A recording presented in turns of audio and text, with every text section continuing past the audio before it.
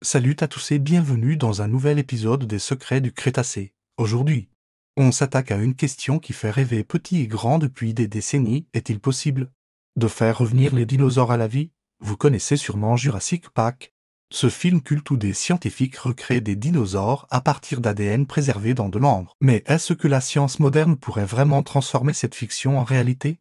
C'est ce qu'on va découvrir ensemble. Commençons par les bases, le clonage.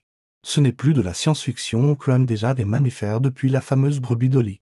En un 996, mais cloner un dinosaure, c'est une toute autre histoire. Le principal obstacle, l'ADN, cette molécule qui contient toutes les informations génétiques se dégrade avec le temps. Même dans les meilleures conditions de conservation.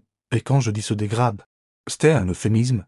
Les scientifiques estiment que l'ADN a une demi-vie d'environ 521 ans. Cela signifie qu'après cette période, la moitié de ces liaisons chimiques sont rompues, sachant que le dernier dinosaure non avien a disparu il y a environ 66 millions d'années. Vous voyez le problème, mais ne perdons pas espoir.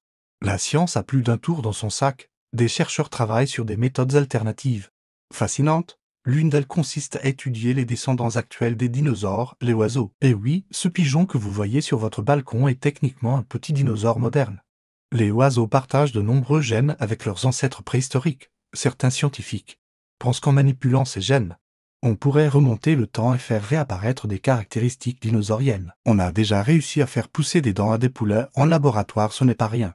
Une autre piste prometteuse implique l'étude des fossiles. Même si l'ADN est dégradé, d'autres molécules comme les protéines peuvent parfois survivre plus longtemps. En 2020, des chercheurs ont même identifié des cellules préservées dans un fossile de dinosaure, avec des structures ressemblant à des noyaux cellulaires. Mais attention, même si on arrivait à recréer un dinosaure, ce serait une responsabilité énorme. Ces créatures ont évolué dans un monde très différent du nôtre. Notre atmosphère, notre végétation, notre climat, tout a changé. Sans parler des questions éthiques, avons-nous le droit de ramener une espèce disparue depuis si longtemps?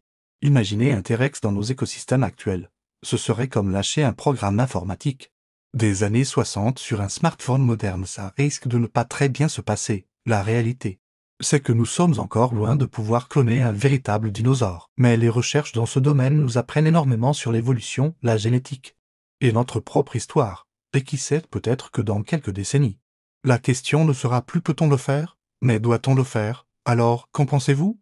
Seriez-vous prêt à vivre dans un monde où les dinosaures coexistent avec nous?